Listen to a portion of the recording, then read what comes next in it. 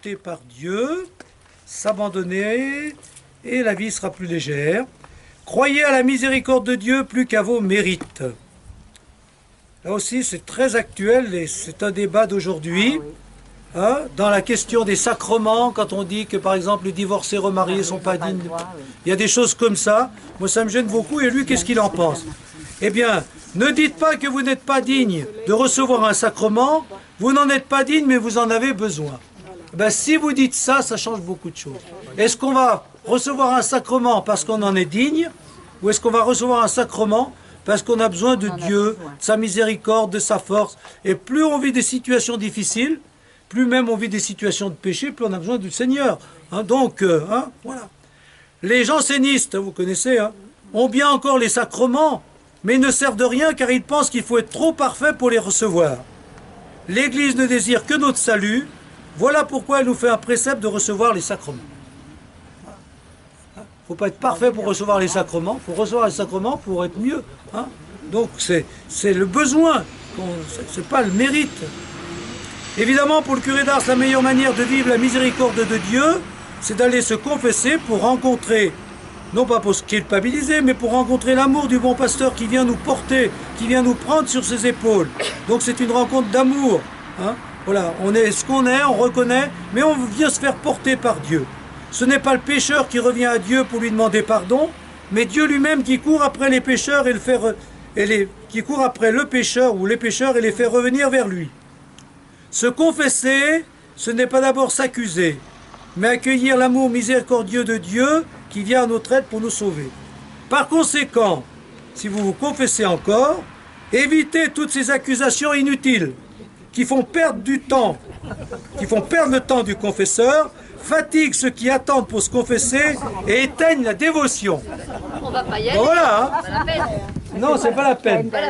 Si c'est pour dire des choses qui sont toujours les mêmes, une liste, etc.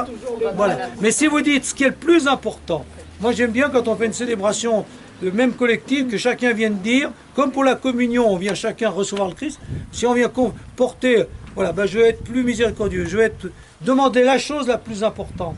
C'est plus difficile d'être bref que d'être long. Et surtout si on ressort toujours la même liste depuis des années. Mais en ce moment, qu'est-ce qui vous manque le plus? Est-ce que c'est de la joie parce que vous êtes pessimiste? Est-ce que c'est de la confiance?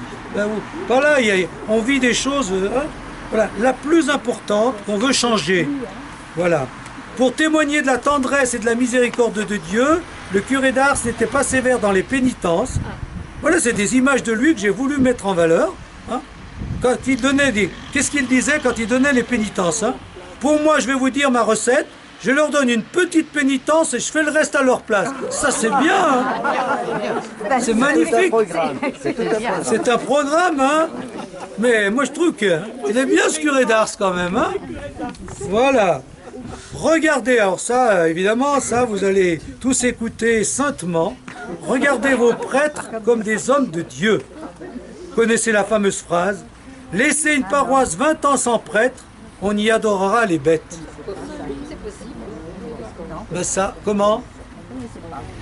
Vous la connaissiez pas? Eh bien les bêtes, on les adore aujourd'hui. Hein. Il y a des chiens ou des animaux. Ouais, bon. Ben, c'est pas seulement parce qu'il n'y a pas de prêtre. Mais il y a quand même une vraie question. Ça, c'est vraiment une interrogation de l'Église que, à partir du moment où il n'y a plus assez de prêtres, ben, c'est ce qu'on voit partout, et pas plus loin qu'ici, on instaure le désert religieux, hein, Hélène Vuillard, mais elle est bien là. Hein. Voilà. Donc, comme moi, par exemple, je ne peux même plus aller à Saint-Jean d'Arvey pour dire la messe. Il n'y a plus personne pour préparer et il n'y a plus personne pour venir. C'est-à-dire, à partir du moment où les gens se sont habitués à n'avoir plus rien, on a beau dire « je viens », ils ne viennent plus. Et ça, c'est la situation en France. Hein. Parce que là où il y a encore un peu, mais là où il n'y a plus depuis des années, on ne peut plus rien relancer. Or, petit à petit, à des endroits, ben, on espace, c'est-à-dire, voilà, une messe une fois par mois, une fois tous les 2 mois, puis petit à petit, ben, il n'y aura plus rien. Ça, c'est réglé. Hein. Bon.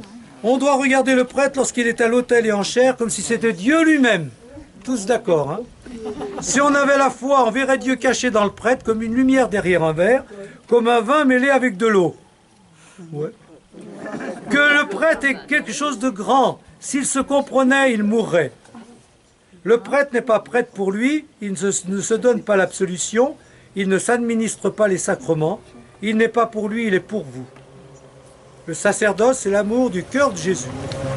Donc il avait un grand sens du prêtre. Voilà. Être prêtre, oui, mais curé, non.